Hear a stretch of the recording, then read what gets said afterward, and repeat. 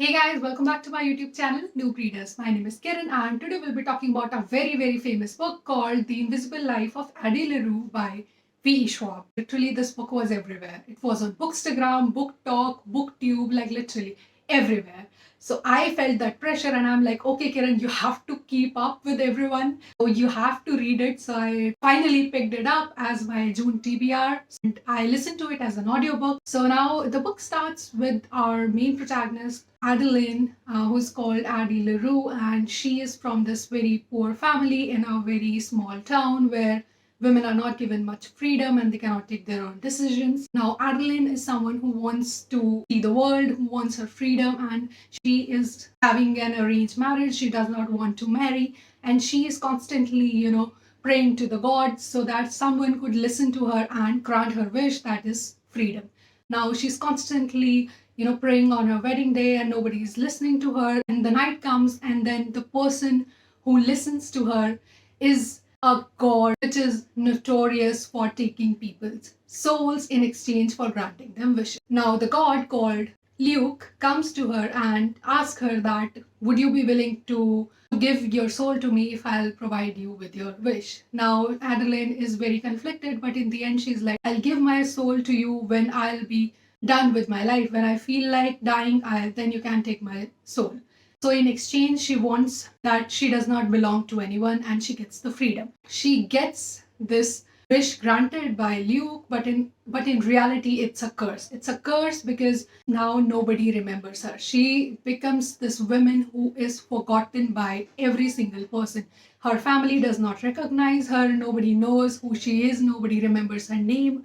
Whenever she meets people, and when they just move away, they forget about her. When she just closes the door, they forget about her. Basically, she can only live her life in the present and she cannot leave any mark in the future. Now, when I was reading this one, I was blown away by this concept because this concept is so interesting.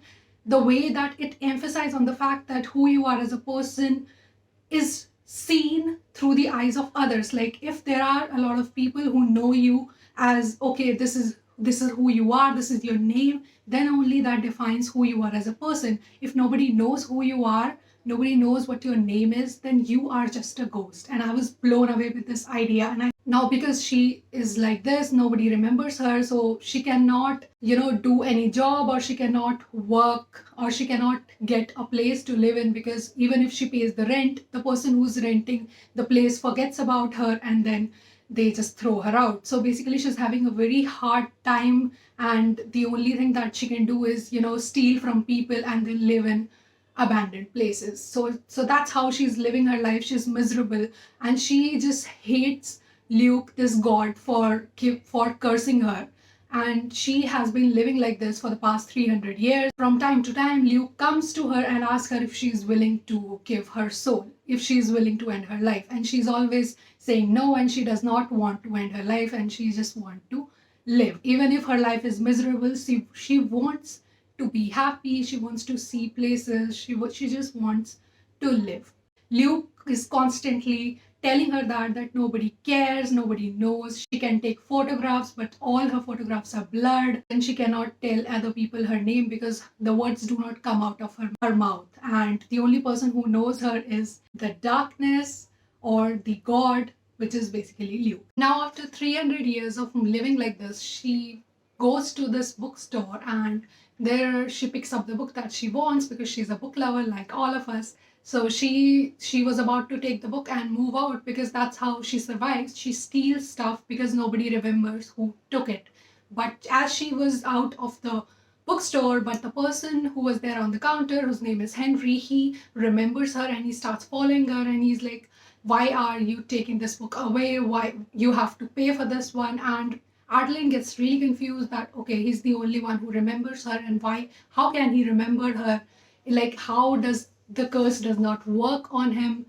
And she gets really interested, and then they start going out, and then he says that he remembers. Adeline gets really happy. And we see the point of view of Henry and how Henry's life has been. It gave me this impression that he was having some mental issues, and then he was dumped by this woman, and then he got really sad. He was about to kill himself when Luke comes and he also made a deal with the devil or the god basically.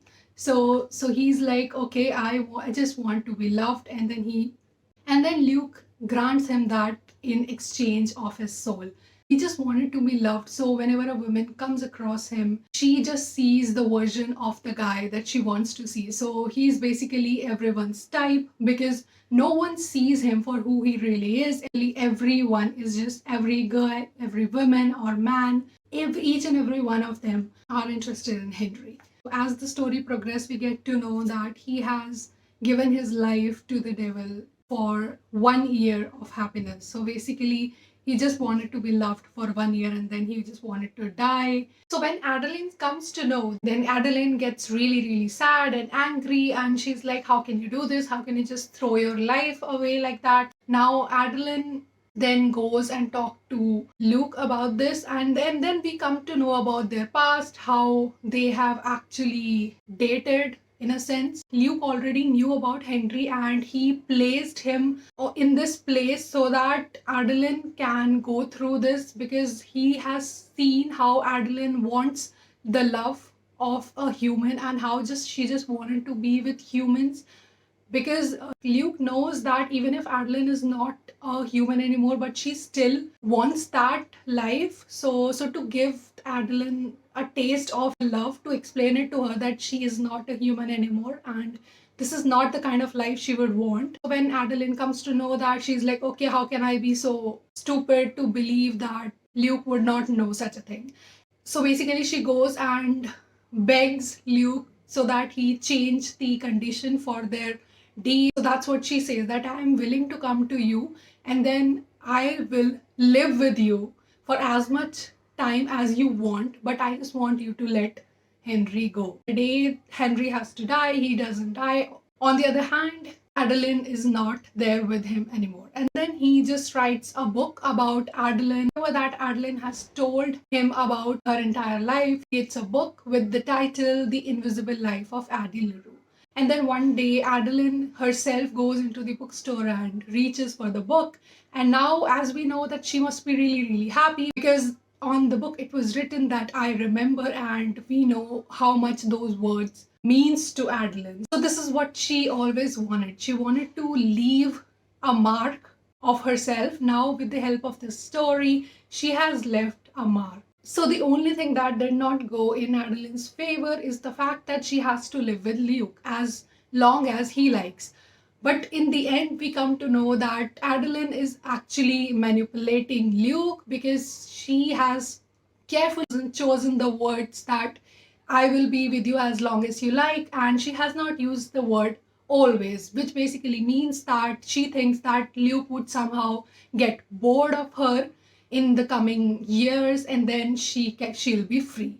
So that's the entire story, and now I'll tell you what the parts that I did not like. Okay, so the first thing was there is a lot of repetition in the story whenever we go in the past. Why? Because Adeline is always meeting new people and then they forget her and then she moves on. And then Luke comes and he's like, do you want to give me your soul? And then this is the thing that's going on and on and on. Like, I totally understand why it's happening because it just solidifies the fact that nobody remembers her. And I get that. But it's just so repetitive that I wanted something to happen and it didn't happen. This was a little disappointing for me. Oh, and the other thing is the ending. Like, I did not understand why does she think that he does not love her. I would have loved if we get Luke's point of view because we don't get it. But if we got, then we would have known what his feelings for Adeline are. Like, I am 90% sure that he is in love with her and he is very, very sincere. It's because of the fact that how he has been treating her over the years. Like in the beginning, yeah, he was an asshole in the beginning. Like, I totally get it. But as the time progressed, he was always there for Adeline. That's how I feel. So I think that he's genuinely in love with her. And I personally feel Adeline has actually trapped herself and she won't be able to go out of this relationship as easily as she thinks she can. So I have given this book 3.5 stars and this is what I think about it. Don't forget to give it a like and comment down your thoughts, and if you haven't subscribed, then subscribe to my channel, and I'll see you in the